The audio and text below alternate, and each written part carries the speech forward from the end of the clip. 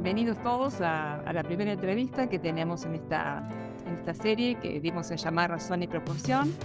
Nuestro primer invitado es el doctor Damián Gulich. El doctor Damián Gulich es nacido en La Plata, es doctor en física, actualmente es investigador del CONICET, investiga sobre temas de óptica. Voy a leer el machete. Investiga sobre temas de óptica atmosférica en el Centro de Investigaciones de Ópticas, en particular Deep Learning aplicado a esa especialidad. Es profesor adjunto con licencia por ahora en la Facultad de Ingeniería de la Universidad Nacional de La Plata y es profesor titular de la Universidad de la Ciudad de Buenos Aires. Con él vamos a charlar un tema que está muy de moda, que aparece en los medios, está apareciendo cada vez más, en notas y artículos y charlas, que es la inteligencia artificial, fundamentalmente referenciada en la parte ética y en la parte de integridad científica, ¿no? Pero más que nada en la parte ética. Así que bueno, vamos a aprovechar todo lo que sabe el doctor Gulich sobre este tema para hacerle preguntas. Quizá después podamos hacer una serie con, con preguntas de los que han escuchado esta entrevista, porque es un tema muy rico, es un tema que nos va a marcar, ya nos está marcando y nos va a marcar cada vez más y se está acelerando muchísimo. Así que, bienvenido, doctor Gulich. Eh, si nos puede introducir y exactamente en qué trabaja. No sé. Bueno, ¿qué tal? Aunque, bueno, depende de cuando nos estén mirando. Buenas tardes, buenas noches o buenos días. Es un latidillo de YouTube en mi canal. Pero nada, gracias Sandra por la invitación a esta charla. Bueno, estamos en una época de ebullición respecto a este tema y se está hablando mucho de la cuestión del avance técnico en sí. Y bueno, lo que está sucediendo es que se están empezando a manifestar ciertos problemas éticos de esta tecnología y que de eso no se está hablando mucho. Entonces, bueno, eso es un tema de interés y eso es algo que se puede ver desde el mundo de la ciencia. Bueno, yo empezaría preguntando cómo funcionan estos sistemas, porque se habla mucho, se tiran términos y yo creo que hay mucha gente que no entiende muy bien exactamente cómo funciona, se piensan que son como sistemas neuronales exactamente iguales a los humanos. Entonces, me gustaría que explicaras cómo funcionan los sistemas. Bueno, vamos a aceptar el desafío de contar cómo es el principio de funcionamiento de estos sistemas. Hay un curso muy famoso de un señor que se llama Andrew Ng, que es un curso que se puede hacer incluso gratuitamente, online. Y bueno, pero la certificación, por supuesto, hay que pagarla aparte. Pero que es un curso muy famoso de toda la gente que se quiere dedicar a estas cuestiones de Machine Learning. Por ejemplo, esto que tengo acá son mis notas de ese curso, aproximadamente una pulgada de grosor. Y aquí están todas mis cuentas hechas a mano de este curso. Ujú. Técnicamente es una cosa muy complicada. Así Mm. que primero que hay que decir es que es una técnica, es muy complicada, requiere de mucha matemática, pero al principio, sí, acá vienen las buenas noticias. Se puede explicar cualitativamente cómo funciona. Hay varios modelos, porque ¿desde cuándo viene esto? Bueno, esto viene desde mediados del siglo XX. Por ejemplo, cuando se hicieron los primeros modelos de estudio del funcionamiento de las neuronas humanas. Bueno, una neurona es un sistema biológico que recibe ciertos impulsos y produce ciertos otros impulsos y está muy influida por las características del medio y demás. Pero bueno, en ciencia nos gusta hacer modelos de cómo funcionan las cosas y ahí nace un modelo simplificado de neurona. Y con el tiempo se empezaron a hacer, bueno, se empezaron a simular en computadora estos modelos. Es decir, ya no son neuronas, son modelos de neuronas. Eso se puede simular. Esas neuronas simuladas se pueden interconectar con otras en capas o redes, y esas capas se pueden conectar con otras capas, y se arma todo un sistema simulado que corre en una computadora de modelos de neurona, que no son neuronas. Tenemos que repetirlo una y otra vez. No estamos hablando, el modelo no es el objeto. Eso es un prejuicio que hay que sacarse lo más pronto posible de encima cuando uno hace ciencia. Pero eso no quiere decir que los modelos no tengan propiedades interesantes. De hecho, nosotros estamos viviendo en un momento en el cual empiezan a aparecer muchísimas aplicaciones interesantes de estas cosas. ¿Por qué? Porque, bueno, todo esto que yo dije recién, bueno, podemos imaginar como que hay una caja. Hay una caja, recurramos al modelo de caja negra. Hay un modelo de caja negra, es una caja con números que reciben impulsos de entrada y hay impulsos de salida. Mm.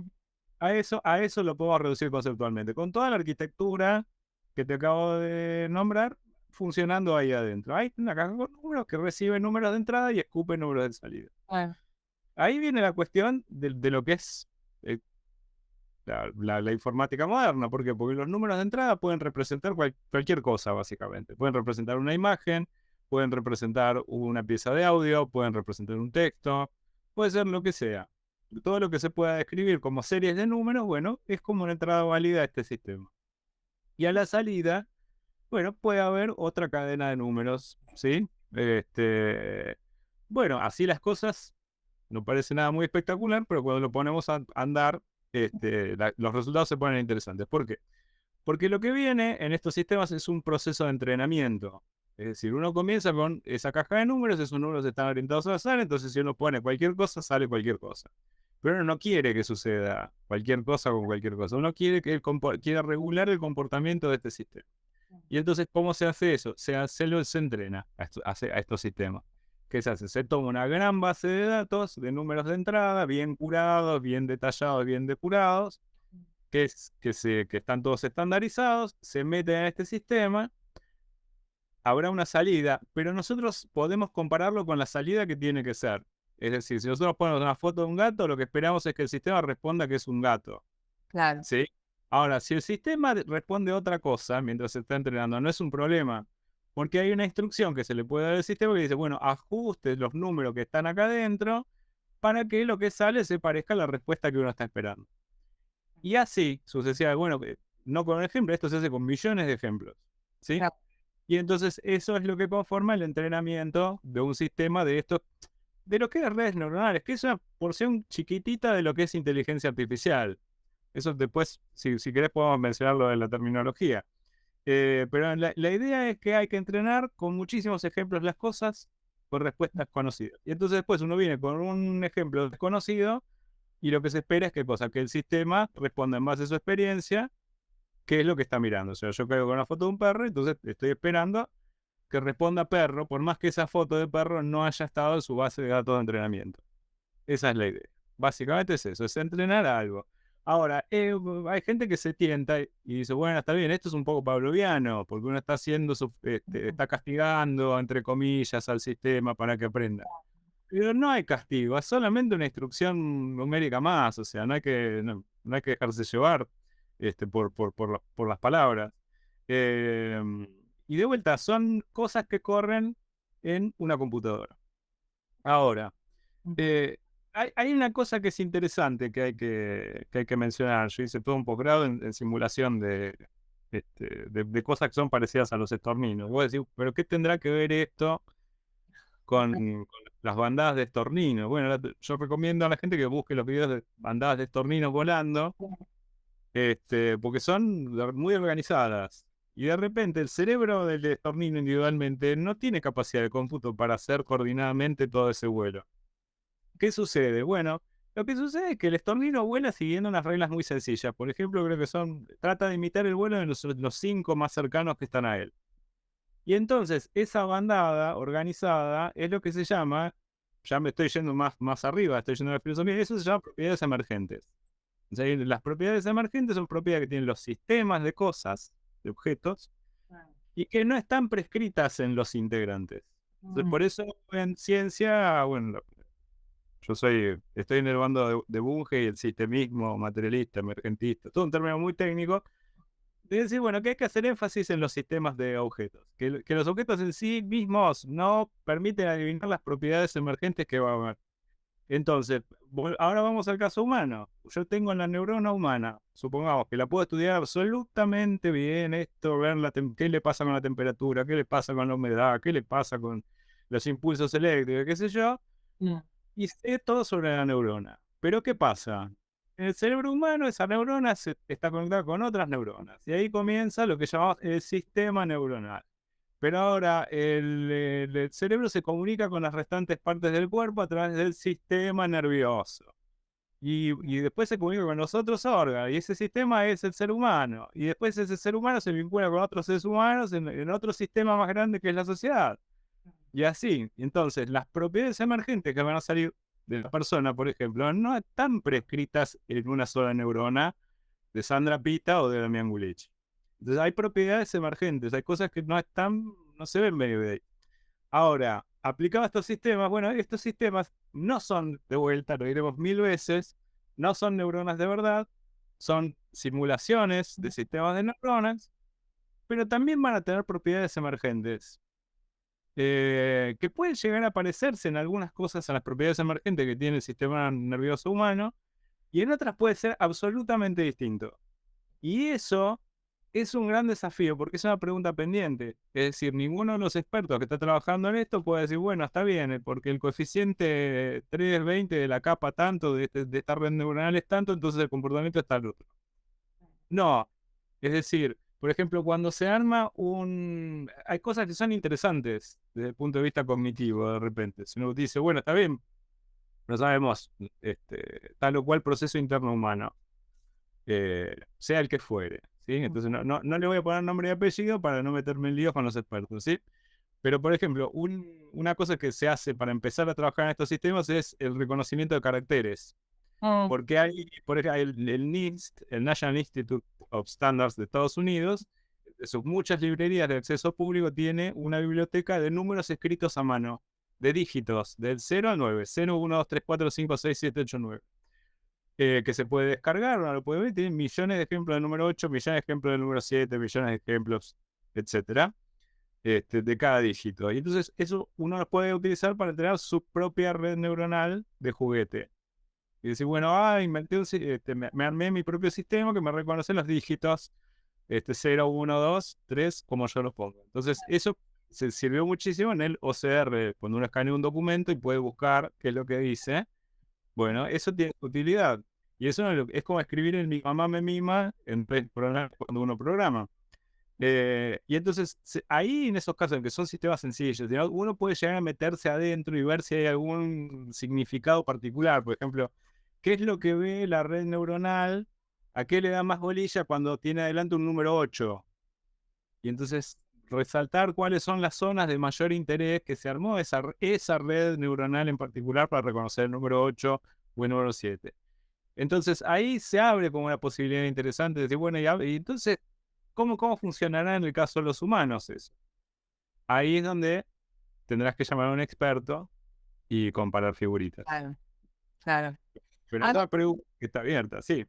ahora, hay una cosa que me quisiera detener un poco en la terminología que se está utilizando, ¿no? Porque hay muchas palabras dando vueltas, hay que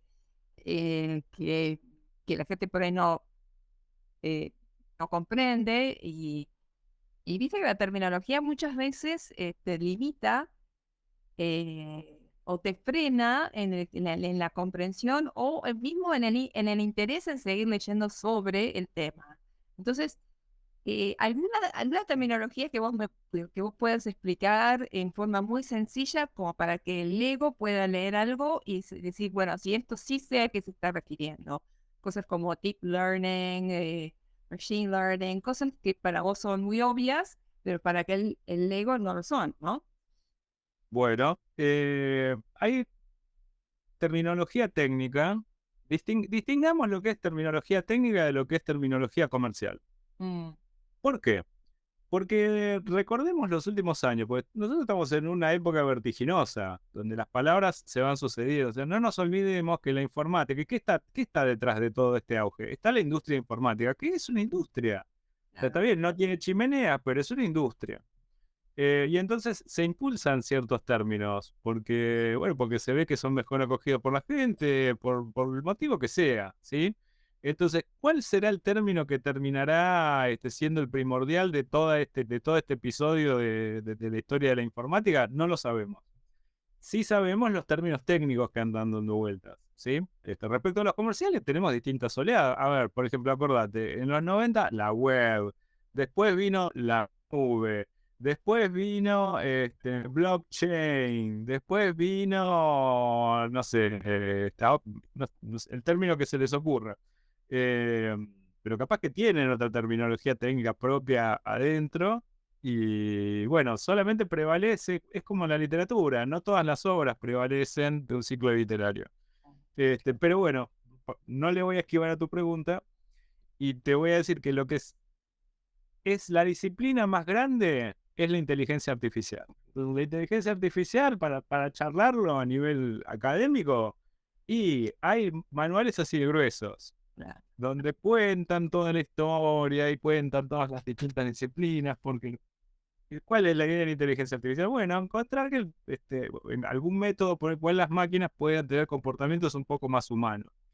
También hay que desmitificar eso, porque bueno, haremos lo que llaman la singularidad, los millonarios que hacen inversiones tecnológicas y demás. La máquina que tenga la inteligencia equivalente a humana, bueno, no. Porque finalmente lo que es la inteligencia humana, fíjate que estuvimos detallando cosas del sistema, características del sistema biológico humano y las propiedades emergentes del sistema nervioso humano. O sea, ahí está encuadrado lo que llamamos la inteligencia humana. Y de vuelta, hacer el hincapié en que, bueno, las cosas que se corren en una computadora con un soporte completamente diferente porque son porciones de memoria guardadas en un disco rígido o en un capacitor o lo que sea.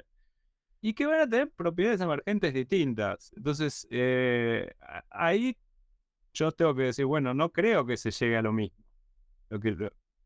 A medida que se avancen las técnicas de lo llamado inteligencia artificial, bueno, habrá comportamientos parecidos a los humanos, pero habrán otros comportamientos que no los podemos calcular y que van a ser completamente distintos. Entonces ahí hay toda una cuestión muy, muy fértil que va a ser un campo de investigación activísimo del mañana.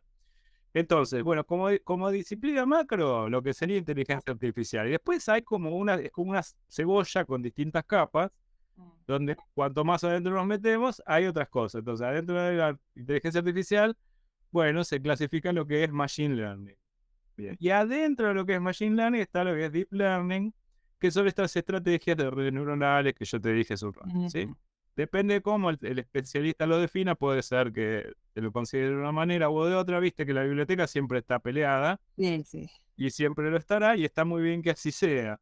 Pero de vuelta, si nosotros estamos hablando, por ejemplo, de los modelos que están ahora de moda, ChatGPT, por ejemplo, Sí, y es como un modelo complicado de Deep Learning, ¿correcto? Pero ¿qué es lo que está diciendo la industria? Esto es inteligencia artificial. claro, General. Se le pone esa etiqueta y se va para adelante. Nadie puede controlar qué nombre quedará de eso, claro, finalmente. claro, Eh, exacto. es así. Ahora, Es la diferencia entre lo académico y lo que llega a la sociedad con uso masivo. Sí. lo que se populariza, en definitiva.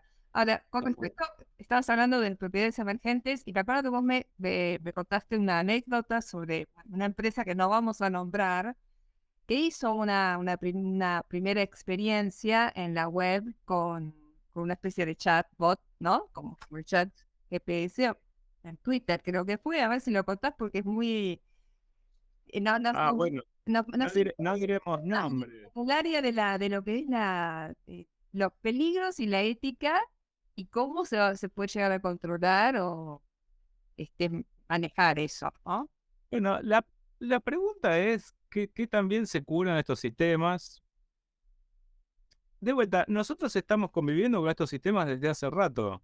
¿Sí? Por ejemplo, el sistema que está haciendo el blur al fondo que está atrás mío es un sistema que funciona en base a algo de inteligencia artificial. O los sistemas que recomiendan la serie que te podría llegar a interesar en las plataformas de streaming. Bueno, esos siguen alguna variante de todas estas cosas de aprendizaje de las computadoras. Eh, em, pero bueno, en el caso que vos mencionás, bueno, hubo un experimento donde se largó un chatbot, sistema autónomo de chat que se le dio acceso a Twitter. Bueno, entonces lo pusieron, fenómeno, qué lindo, va a tuitear, se va a buscar amigos, va a contestar cosas, que pinque, punque, pares. Y bueno, suelto en Twitter, empezó a buscarse su propio refuerzo positivo, que fue, no sé, el like, el RT, y en pocas horas derivó en una personalidad ultraderechista del mal. Eh, busque más detalles, no quiero dejar mal parada a la empresa, pero se dieron cuenta y fueron con un hacha y cortaron el cable. No creo que haya sucedido eso en el laboratorio, pero lo desconectaron inmediatamente. Bueno, ¿por qué? Porque ahí se puso de manifiesto qué cosa, que hay que tener mucho cuidado cómo se entrenan estos modelos, Ahí. que es lo que se considera como el refuerzo positivo. Y eso es un problema ético, no es un problema técnico. O sea, la fase técnica está, puede resolver un montón de problemas, puede recomendar una serie, puede responder incluso, no sé, puede hacer un help desk cuando uno tiene algún problema sencillo. Está todo fenómeno.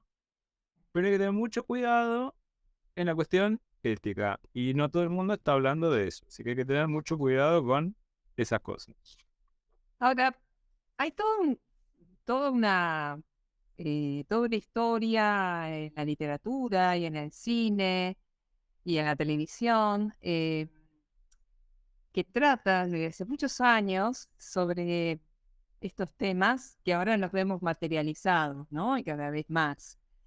Eh, los cuentos de Asimov, los cuentos de Ray Bradbury, Star Trek, diversas películas, bueno, tenemos una larga lista. Eh, ¿Cómo pensás que eso de alguna manera impactó sobre, si llegó a impactar sobre el devenir de estos estudios?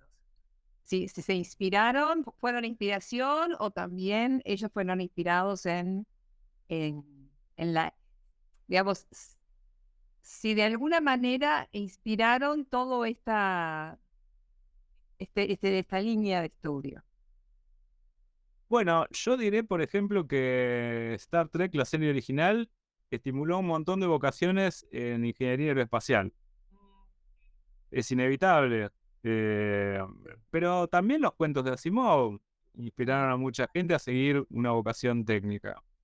Las obras artísticas son productos culturales, o sea, que influyen en uno de los subsistemas de lo que consideramos la sociedad. Y pueden inspirar, por un lado, pero también los artistas, fíjate qué interesante la pregunta, los artistas pueden prever ciertos problemas que están latentes en el curso de las sociedades y que no están manifiestos urgentemente. Entonces, llámese Star Trek, llámese los cuentos de Asimov, o llámese también Frankenstein. Porque, Claro. bueno, finalmente las preguntas que se hacían en Mary Shelley son preguntas más bien universales. O sea, uno puede leerlo desde un lado y decir, bueno, es la responsabilidad de la paternidad. El padre debe ser responsable de los hijos, considerando los hijos como creaciones. Pero bueno, en ciencia ficción podemos decir, bueno, pero acaba de crear un organismo viviente de la nada. ¿Qué responsabilidad ética hay? Bueno, ahí hay un lío. Pero bueno, también se lo puede mirar desde el punto de vista religioso y uno se remonta, por ejemplo, al libro de Job. Y en el libro de Job dice, bueno, Señor, yo que soy tan bueno y que esto que lo, tú me debes. Y el Señor le dice, yo no te debo nada, Job. Es de onda todo esto que te venís. ¿De acuerdo? Pero bueno, la literatura inspira por un lado y advierte sobre otro. El caso que para mí es muy claro respecto de esta coyuntura en particular que estamos viviendo, porque estamos viviendo una verdadera explosión que viene sucediendo de a poquito por lo bajo y que ahora todo el mundo está alborotado porque llegó un producto al mainstream, Claro. ¿sí? Pero está por todos lados estos sistemas. Los mismos expertos dicen, pero ¿de qué se escandaliza tanto la gente si venimos usando esto todo desde hace rato? No exactamente de esta manera. Pero bueno, hubo un producto que la rompió, entonces por eso estamos viendo esto. Y hay, yo diría que en Isaac Asimov, una preocupación bastante sostenida respecto de las consecuencias y los problemas éticos que tiene crear una inteligencia equivalente a la humana. No igual, por eso Asimov hasta se cuidaba de no usar el término androide a la liviana. Él tenía robots. Entonces los robots podían tener formas diversas, podían tener formas más o menos humanas, o podrían tener formas que por su uso fueran más bien distintas. O sea, en principio para Asimov un auto podría ser un robot, no hay ningún inconveniente. Pero ¿qué pasa? Tiene un cerebro especial que le permite razonar, en muchos casos como los humanos. Pero eso es un problema. Podríamos estar toda la tarde hablando de todos los problemas éticos que eso conlleva, que si la ética es ontológica o deontológica. Bueno, no importa, pero Asimov lo mira con Campbell desde el punto de vista de las herramientas. Dice, bueno, estos robots son herramientas. ¿Para qué? Bueno, para ayudarme en la casa, para hacer minería, para lo que sea. Y como tales, deben tener reglas de seguridad para quién, para los usuarios, para los seres humanos. Es decir, bueno, si yo tengo una sierra de banco para cosas de carpintería, ¿yo qué espero de esa sierra? Bueno, que por acción o por inacción no me cause daño, que ande cuando yo le toco el botón para que ande, y que si es posible que no se destruya a sí mismo. Entonces son cosas de sentido común respecto de una herramienta web, pero esas mismas reglas se las puede aplicar a un cuchillo, un destornillador, una cuchara, lo que sea. Ahora, si uno ve a sistemas con inteligencia comparable a la humana, no igual, suelto por la calle, y uno los ve como herramientas, bueno, ¿cómo implementamos esas reglas de seguridad? Bueno, Asimov hizo una cosa literaria, o sea, Asimov en ningún momento nos dice ni cómo construir un cerebro de estas criaturas, ni nada. Él nos dice, bueno, se regulan con 3 leyes que llamó las 3 leyes de la robótica. La primera ley es de seguridad para los humanos, o sea, el robot no puede ni por acción ni por inacción causarle daño a un ser humano. ¿Cómo se implementa eso? Asimov no nos cuenta, no importa, porque es una obra literaria. Número 2, el robot debe obedecer lo que le dice un ser humano, salvo que esto entre en conflicto con la primera ley. Porque puede venir un ser humano y decir, bueno, cáusele daño a aquel otro ser humano. No, la primera ley es preponderante respecto de la primera, se siguen en orden. Y finalmente, a veces es un poco injusto eso, bueno, el robot debe procurar su propia continuidad funcional. Es decir, debe tratar de no sufrir daño, salvo que eso entre en conflicto con la ley, con las 2 leyes anteriores. Entonces es un poco cruel para mí, como lector de Asimov, te digo, porque bueno, uno podría muy poderosamente ordenarle a un robot que se destruya a sí mismo, que se desarme, en un sadismo total, y eso permite ciertos comportamientos inhumanos en los humanos. Y Asimov no se mete en eso, por suerte, pero en principio esas cosas están.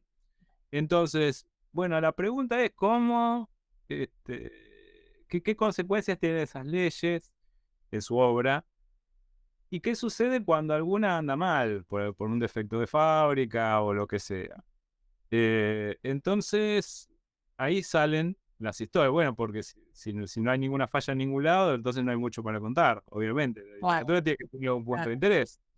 Entonces, Asimov, en sus cuentos sobre robots, que yo recomiendo, explora todas esas cuestiones. Entonces, bueno, empiezan a surgir cuestiones respecto de el uso y abuso de esas leyes, de exacerbar alguna respecto de la otra. Pero bueno, finalmente, ahora volvemos al mundo actual. Tendríamos que estar discutiendo como sociedad cómo implementar en los sistemas estos de respuesta autónoma algún equivalente a leyes para preservar a los seres humanos, básicamente. Porque al fin y al cabo, esto es una obra humana para uso humano. Entonces, ¿qué queremos quiero crear? ¿Qué queremos todos como sociedad? Bueno, que sea seguro para los seres humanos. Entonces, bueno, primero tendremos que sentarnos como sociedad. Yo no puedo dar respuestas definitivas. Tengo más preguntas que respuestas. Pero puedo decir, bueno, tendríamos que sentarnos a decir, bueno, ¿qué es lo que se considera un exceso en uso de esto? ¿Qué es lo que se considera una actitud peligrosa respecto a estos sistemas? Porque el logro técnico está. Claro. Por ejemplo, en educación, Ajá. aplicado a educación, ¿cuáles son los riesgos éticos? Tanto en la Bueno, educación primaria, secundaria y universitaria. ¿Qué riesgos tenemos con el auge de chatbots? Después podemos ir a la parte de imágenes en cine, pero orientémonos hacia la parte educativa, ¿no? bueno, el primer riesgo es caer en la moda. De decir, como esto está de moda, entonces tirémonos de cabeza y olvidemos todo lo demás. A mí me parece que en cualquiera de los niveles educativos, esto es una oportunidad que se nos presenta para tratar temas más bien transversales Mm, en la educación. Es decir, no preocuparnos tanto por detalles, sino en ver bien y lo más profundo que se pueda ciertas áreas bien generales. Llámese la matemática, llámese la física, llámese la historia, llámese la gramática. Estudiar lo que se pueda, que sea lo más general posible y estudiarlo lo mejor que se pueda. Yo creo que nadie va a estar en desacuerdo conmigo con eso que acabo de decir, pero me parece que es una respuesta interesante a todos estos sistemas. ¿Por qué? Porque en una primera fase quizás se lo tome como un oráculo mm, al sistema ChatGPT, pero ChatGPT está construido con una base de datos hasta el 2021. Y entonces los datos que tiene adentro tienen un gap respecto a nuestro momento de existencia. Entonces puede tener en ciertas circunstancias respuestas eh, anacrónicas o raras, o se puede enquistar mm. en dar un dato erróneo y argumentarlo como bueno. O sea, se han detectado casos. Exacto. Esto no quiere decir que en una versión sucesiva ellos no lo resuelvan. Mm, De hecho, te pido disculpas por mencionar con nombre y apellido algún producto en particular, pero mm, porque es el producto del momento, y las disculpas son porque esto es muy dinámico, para una lucha encarnizada, eso estoy seguro, y yo no sé de acá a 6 meses cuando alguien esté mirando este video, espero que mucha gente lo mire, cuál va a ser el producto preponderante. Yo, vale. sinceramente no lo sé. Eh, pero bueno, esto que yo te digo, que atañe a todos los niveles educativos, primario, secundario y universidad, es en realidad lo que dice James Byrne en Connections. El último episodio, que es como el epílogo de la serie, que también se la recomiendo cuanta persona me cruzo, con muy poco éxito, desde luego. Él hace un experimento y muestra dos imágenes. Por un lado muestra una Madonna medieval y por otro lado muestra unas manchas, que no te diré qué son. Entonces, bueno, se le muestra esto a alguien y se dice, bueno, interprételas. ¿Y por cuál va primero? Va por la Madonna con el niño. ¿Y por qué? Porque tiene gente, porque tiene una Igual, connotación claro. religiosa, tiene una cuestión cultural, pues desde el acervo pictórico, Claro. la técnica, se puede argumentar. Después en el otro, uno lo tira, lo dice en el año 79, donde Mm, se supone que la formación general de la sociedad era más robusta que la nuestra. ¿Y qué hacemos con esto? Bueno, en general la gente no sabe responder a esto. Y él nos cuenta qué es. Bueno, esta es la foto del difractograma que demostró la estructura helicoidal del ADN. claro.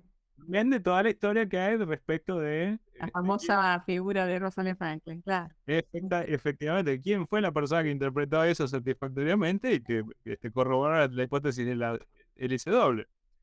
Entonces, ¿qué dice James Webb? Bueno, que para poder interpretar esa otra cosa hace falta un conocimiento más, Claro. más técnico, si se quiere. Y entonces ese es un problema para las sociedades, porque cuando las sociedades renuncian al conocimiento técnico, se pierden la capacidad de hacer preguntas relevantes respecto a lo que tienen adelante. Eso es un problema en las sociedades de dependencia tecnológica como las nuestras, como es la sociedad occidental, que pide permanentemente cambios revolucionarios de tecnología, donde los principios básicos son cada vez más misteriosos. Las sociedades están cada vez más alejadas de lo que es el conocimiento de vanguardia que después consumen como tecnología. Y entonces ahí surge el problema de que las sociedades no llegan a tiempo a hacer preguntas relevantes respecto a las consecuencias de esa tecnología. Por eso me parece particularmente interesante discutir consecuencias éticas de esta nueva tecnología, para que la sociedad pueda hacer preguntas relevantes sobre esto. Por ejemplo, te digo, eh, en una central nuclear, ¿qué es lo que se entiende porque una central nuclear es segura? Bueno, quizás por lo que dicen los ingenieros. Entonces eso después se traduce, no sé, en un plan nuclear de un país, porque al plan nuclear finalmente lo tratan legisladores de los distintos congresos que no son necesariamente expertos. La gente está votada por otros motivos, Claro. pero sin embargo tiene que estar sentada ahí y opinar. Entonces, es necesario que la gente sepa por qué, porque adentro de una misma central nuclear, capaz que dos ingenieros expertísimos no están de acuerdo en que no sé, tantos pascales en una tubería son seguros y un décimo más ya no. Es una línea muy fina, Claro. dentro de los expertos, desde luego, pero que esas discusiones no llegan a la sociedad en general. Entonces yo digo que son oportunidades que tenemos que Ujú. embarcarnos en eso, que como has visto, bueno, se puede hacer el intento de explicar, aunque sea cualitativamente cómo funcionan estas cosas, y que con un poquito de esfuerzo discutiendo sobre filosofía podemos hablar sobre propiedades emergentes y consecuencias medio sospechadas de estos sistemas. Entonces, bueno, ChatGPT está teniendo consecuencias insospechadas.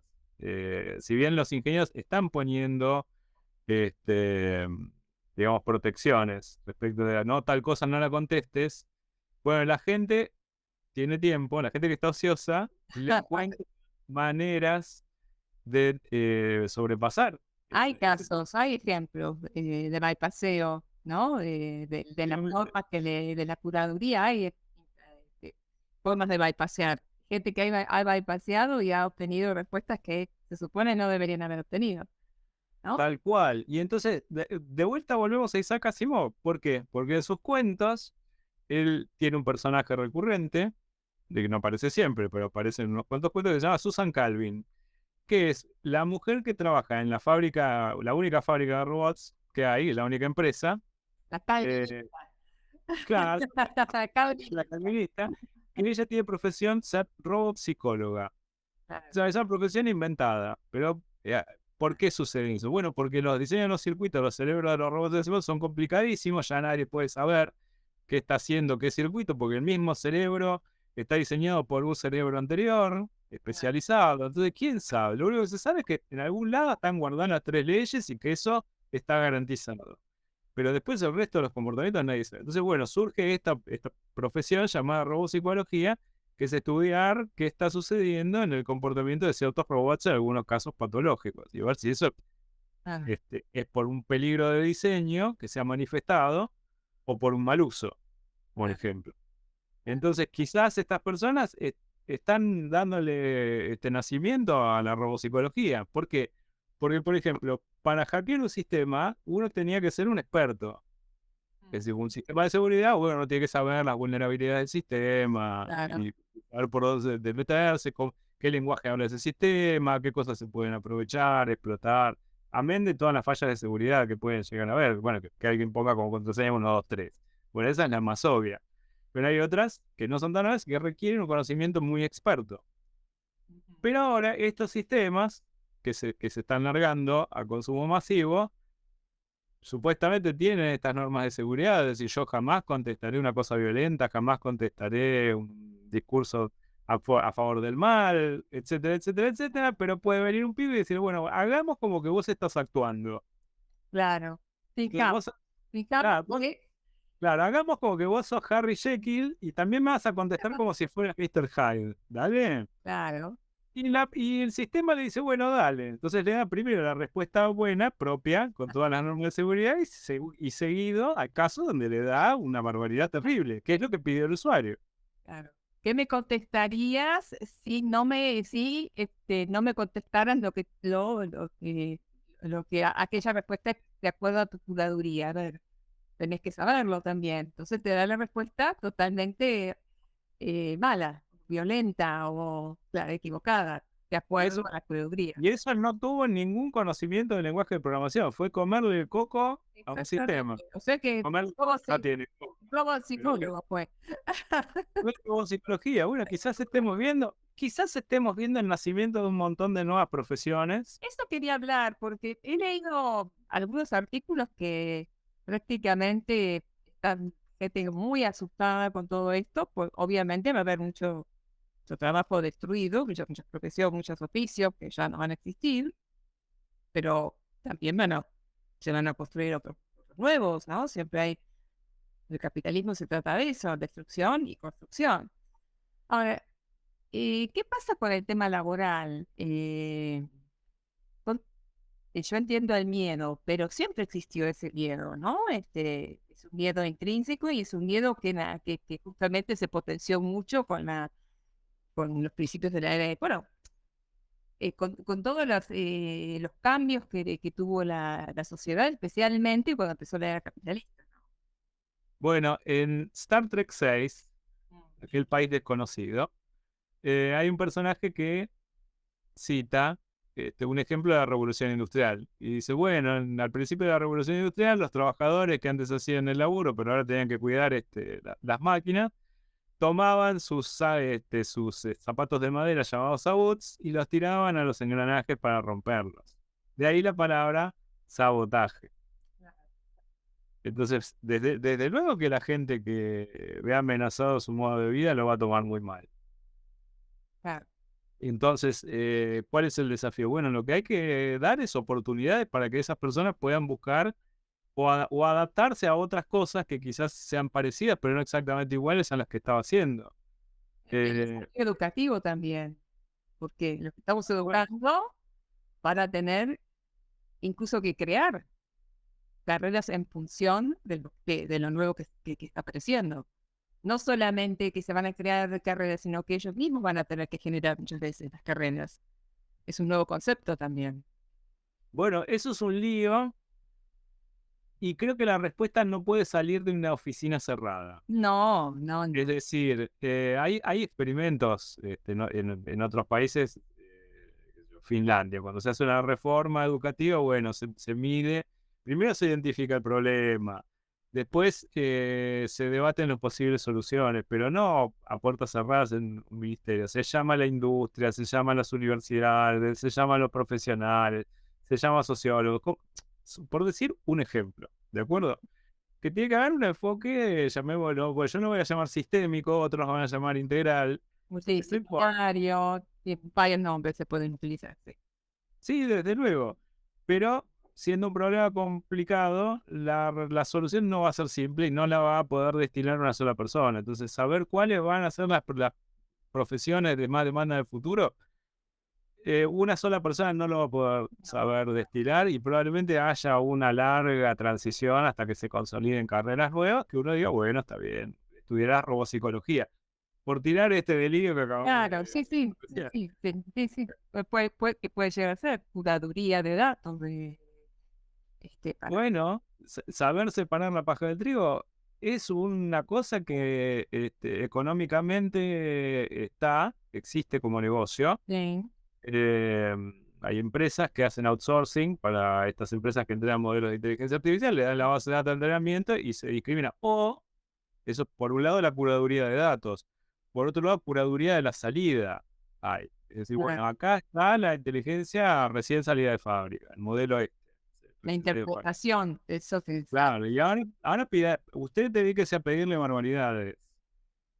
Y Claro, vea qué barbaridades dice esto. Y hay casos, bueno, por ejemplo, que también hay una cuestión ética. O sea, qué tan ético es el outsourcing a un país devastado.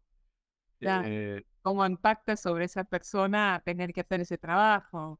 Desde luego, porque además, si es Ocurrió, un ¿no? outsourcing a un país en grandes necesidades económicas, está bien, pagan en dólares, pero pagan muy poco en dólares, entonces la persona para ganarse la vida tiene que trabajar mucho tiempo, y eso implica estar mucho tiempo expuesta a una cosa que es psiquiátricamente tóxica.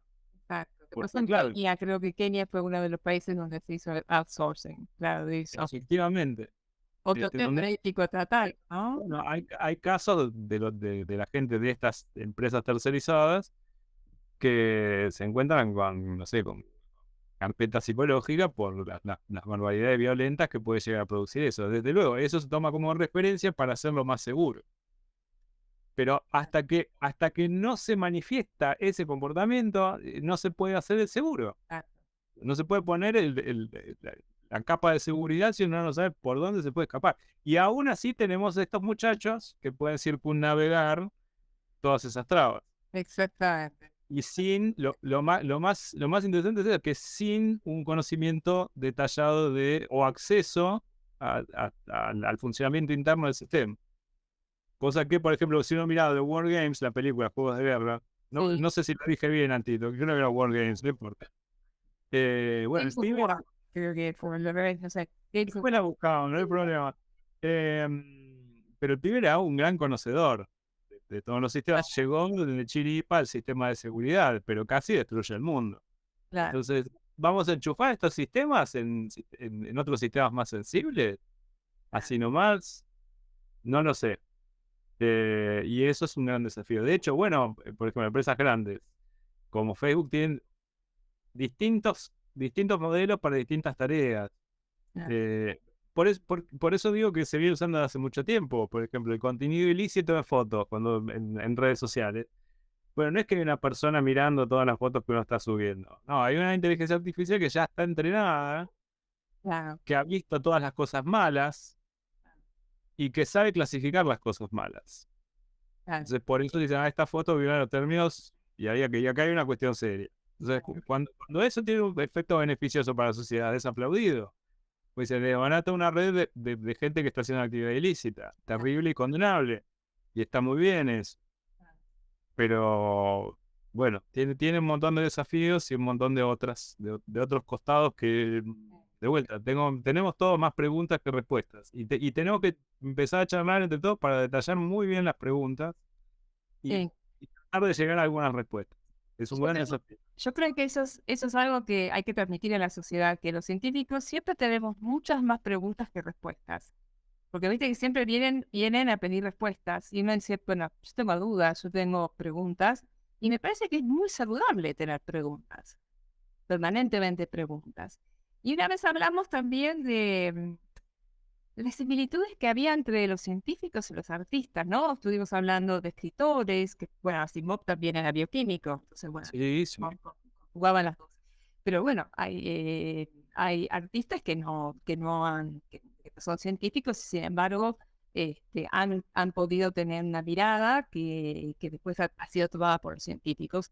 Pero también hay una conducta en cuanto a cómo se relaciona con el trabajo, porque también todo esto va a producir distintas conductas y distintas formas de encararlo en el trabajo, en la vida y el trabajo. Y yo creo que en eso nos parecemos mucho, artistas y científicos, que no pensamos en el fin de una carrera, o sea, inclusive en muchos casos la idea de jubilarse no entra en nuestros cerebros, creo que a los artistas les pasa lo mismo, y creo que todo este nuevo mundo que está surgiendo va a presentar este desafío, ¿no? Donde quizá se tiene que seguir aprendiendo y y las personas que realmente van a poder ser felices, si se quieren, en términos, no sé cómo definirlo, o exitosas, que tampoco es un término muy feliz, pero van a ser aquellas que van a decir, bueno, la vida es aprendizaje permanente y yo me tengo que reinventar en forma continua y el reinventarme también es algo positivo. Entonces, en eso yo creo que hay como una relación entre la actividad artística, la actividad científica y lo que va a ser el mundo del futuro. ¿Vos qué pensás? Bueno, quizás sea una era de maravillas, Ah, eh, con toda la virtud posible, o quizás sea una era de grandes males y grandes miserias. pasa que yo soy un optimista, vos sabés. No, desde luego, me parece que bueno, si yo quiero recomendar un curso de acción, vayamos por el lado de la virtud Claro, y la maravilla. Siempre apostemos porque eso es posible, aun cuando las circunstancias digan lo contrario. sí. Eh, que bueno, bien podría llegar a suceder, que bueno, nos reencontremos con nosotros mismos. Mm, Eso es un desafío, es decir, ¿por qué digo que hay una bifurcación delante? Porque no todas las personas responden de la misma manera ante, qué sé yo, el tiempo libre. Supongamos que se cumplan lo de Star Trek, que la tecnología logre, o Star Trek o de Orville o alguna otra utopía de la ciencia ficción, que la tecnología logre satisfacer las necesidades básicas de los seres humanos y les permitan vivir con gran salud y sin gran esfuerzo hasta muy avanzada edad. Star Trek la gente vive 150 años, sin problema. Eh, eso es bueno, con mucho tiempo libre. claro, la pregunta es, ¿y uno qué hace con toda esa vida? De hecho, muchas de las crisis que aparecen en el siglo XX, vayamos más para atrás, hasta el siglo XIX, antes de la masificación de las vacunas, Sí. Y con la toda la, otra, con el 99% de la población viviendo en la miseria más absoluta, con gente que tenía que tener de a 17 hijos para que 2 o 3 con suerte le sobrevivan hasta la edad adulta. Esas cosas ya no pasan, ¿sí? No. Y la expectativa de vida de esa gente era mucho más reducida que la nuestra. Entonces, de repente, ¿qué hubo? Una revolución tecnológica. Ujú. No es tan dramática como la serie de ciencia ficción, pero sus efectos son bastante palpables. De repente, la expectativa de vida lo único que hace es subir. Ah, Entonces, bueno, llega la cuestión de que, bueno, la gente se jubila, por ejemplo. ¿Y ahora qué hago con los 40 años que siguen? Esa es una buena pregunta. Bueno, uno puede tomarlo por el lado de decir, bueno, me voy a dar el lujo de leer todo lo que no pude leer, me voy a dar el gusto de cursar una carrera por primera vez, o cursar otra carrera, o viajar o lo que sea.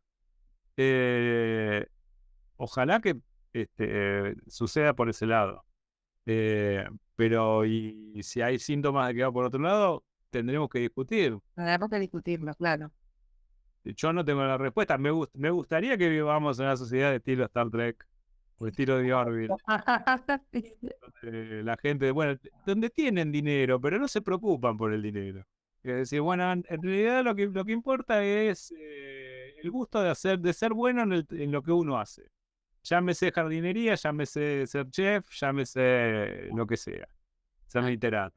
Y que es como eso da como un cierto prestigio que tampoco es por una vanidad de compararse ante los otros, porque tampoco importa mucho la mirada de los otros. Es Ah, eso es decir, muy ideal, claro, eso es muy ideal, te digo que eso es muy real, ideal, es muy, y como ideal creo que impracticable, pero claro. bueno, Sí, sí, para eso están los ideales, para, bueno, exactamente. para no lo sé, Bueno, Damián, vamos a seguir escribiendo nuestros artículos, que ya salió uno en Clarín, es cierto.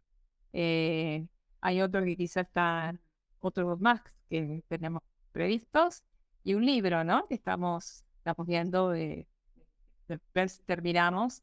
Pero el tema es tan amplio y tan interesante, bueno, pero es urgente escribir sobre esto y es urgente tratarlo y es urgente ponerlo en la agenda, porque yo no lo veo en la agenda. Yo veo muchas cosas en la agenda, pero esto que va a transformar el mundo, que ya nos está transformando, es como, está bastante escondido, ¿no? Es cierto que tenemos un sinfín de dramas y problemáticas a resolver, pero no nos podemos quedar parados en un lugar donde, en el día de la marmota, ¿no? Como en la película, no podemos quedar Tal en el cual. mismo día, no podemos quedar en el mismo día. En algún momento tenemos que progresar, avanzar y resolver los problemas. Y quizá esto ayude a resolver muchísimos problemas, pero eso hay que discutir. No nos podemos quedar con solamente la caja brillante, la Exacto. maravilla técnica. Podemos utilizarlo para cosas útiles, para cosas maravillosas, pero sepamos que esto también se entrena con lo bueno y lo malo de nosotros, porque se Sí. nutre de nosotros. Entonces, bueno, los que lo van a usar para el bien o para el mal, vamos a ser nosotros. Ejemplo, y ahora quizás para cerrar, te voy a contar, te voy a confesar algo, ¿sí? A ver. Yo estuve utilizando una inteligencia artificial no solo para el fondo que está atrás mío, Ajá. sino, vos has visto que yo siempre estuve mirando a la cámara. Muy Sí. rara vez saqué mis ojos. Bueno, eso es un sistema Ah, de sí. inteligencia artificial. Es Y verdad. fíjate, prestame atención a este ojo. A Sí. la 1, a las 2, a las 3. ¿Viste que estuve medio la misma? No, es un Claro. sistema de inteligencia artificial Es que verdad. garantiza que vos estás mirando siempre a la cámara. A la cámara. Sí, sí, sí. Yo estoy mirando imágenes y videos al respecto. Muy interesante, ¿eh? Ya lo tengo andando. Trampa, qué trampa, me hiciste trampa. Bueno, ahí tenemos un problema ético. ¿Es un problema ético? ¿No es un problema ético? No, no, muy bueno, No, muy bueno, muy bueno. pero me pareció un ejemplo divertido. Muy divertido. Bueno, Damián, muchísimas gracias y bueno, quizá otra entrevista más adelante, pero ya esto es una introducción muy, muy interesante. Espero que les interese a los que nos escuchen y que sean muchos y que lean nuestros artículos. ¿Ven? Bueno, Muchas gracias. bueno, un saludo. Muchísimas gracias.